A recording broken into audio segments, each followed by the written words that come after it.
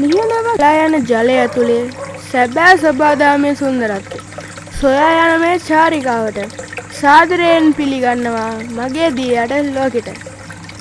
අද බලමු අඩි 2ක් ඇතුලේ හදපු ලස්සන ප්ලාන්ටඩ් ටැංක් එකක විස්තරය. අඩි 2ක් කියන්නේ පුංචි ඉඩක් වුණාට අපිට අපූර්ව ජීවමාන ලෝකයක් නිර්මාණය කරන්න පුළුවන් අවස්ථාවක්. අද මම මේ ටැංකියේ තාක්ෂණික පැත්ත වගේම මෙහි පවත්වාගෙන යන පරිසර පද්ධතිය ගැන ඔබ දැනුවත් කරන්න. මේ හුදෙක්ම අලංකාරයක් විතරක් නෙවෙයි විනයගරුක නඩත්තුවක් අවශ්‍ය කරන කාර්යයක්. මේ ටැංකියේ පතුල සකස් කිරීමේදී මම ස්වභාවික වැලි සහ ඩ්‍රිෆ්ට් භාවිතා කළා. මේ ලී කොට මගින් ජලයේ රසායනික ගුණ ස්වභාවික තත්ත්වයටම පත් කරනවා.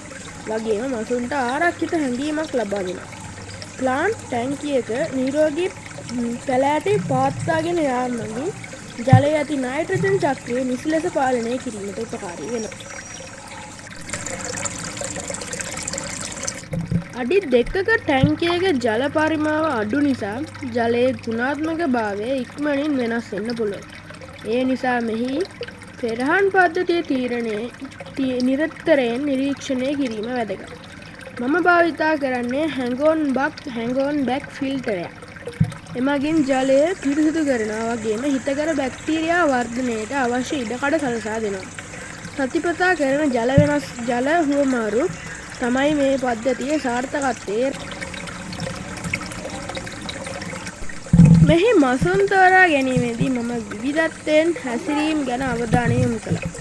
මලාවි සික්ලිඩ්ලාගේ ක්‍රියාශීලී බව මෙන්ම ඒන්ජල් ෆිෂ් වැනි මසුන්ගේ සංසුන් පීනන විලාසය ටැංකියට විවිධත්වයක් එකතු කරනවා. මේ හැම ජීවිතයක්ම Tamanගේම සීමාවන් තුලදී පරිසරයේ කොටස්කරුවන් බවට පත් වෙලා තියෙනවා.